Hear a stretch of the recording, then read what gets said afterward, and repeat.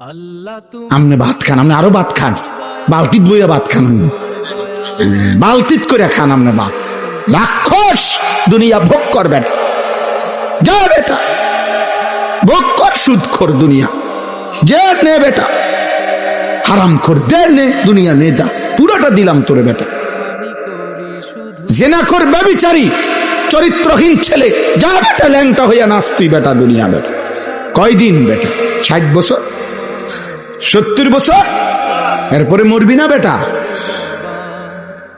তোর বাপ মরে নাই, তোর দাদা মরে নাই, তোর বংশের কেউ মরে নাই না ফরমান? ওরা বাঁচতে চায় নাই, থাকতে পারছে কেউ? তো তুমি যে মাতবুরি দেখাইতেছ কিতা? হ্যাঁ, বিষয়টা কি? এক এক ছেলের গাদ্দারি দেখলে, অসভ্যতা দেখলে আল্লাহকে কিছুই মনে করেন। এত নিকৃষ্ট বাচ্চা, ছি ছি ছি ছি, এত বড় বেয়াদব। এই বেয়াদব মুসলমানের সমাজে থাকে একদিনও ভাবে না যে আমি এটা যে চুল রাখলাম এটা তো বেঈমানের চুল। আরে তুই মুসলমানের বাচ্চা, এরম এরম বোকা হইলি কেন? পাগল, মাতাল, একবারও ভাবলা না কার চুল রাখলা, কার মতো সাজলা? 24টা ঘন্টা এক ওয়াক্ত নামাজ পড়লা না, একটা সেজদা দিলা না। বিশ্বাস করেন আমার এটা মনে হইলে শরীর কাঁপ দিয়ে ওটা। আরে রীতিমতো আমি অবাক লাগে আমার কাছে, আর এটা কয় কি, কিভাবে সম্ভব? এটা মানুষের বাচ্চা কেমনে হয় আমি এটা বুঝিয়ে নাই। এক ওয়াক্ত নামাজ পড়ে না, মুসলমানের ঘরে এত বড় জানোয়ার। আস্তাগফিরুল্লাহ,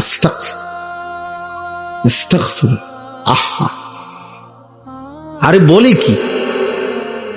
একজন মুসলমানের ঘরে জন্ম নিয়ে, যার মা মুসলমান, বাবা মুসলমান, তুমি এত নারী দেখো, এত উলঙ্গ ছবি দেখো, ছি ছি। তোর মার কথা একবারও মনে পড়ে না? এই বেটা, তোর মারে যদি এমন উলঙ্গ সবাই দেখে,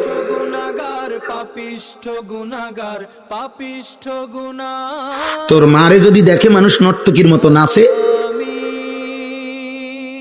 তোর বোনকে যদি দেখে কেউ, একবার মনে পড়ে না? যাকে দেখো সে তো কারো মা, সেও তো কারো বোন, সেও তো কারো ফুফি, সেও তো কারো খালা, সেও তো কারো কন্যা। বলেন, এজন্য আল্লাহকে ভুলে গেলে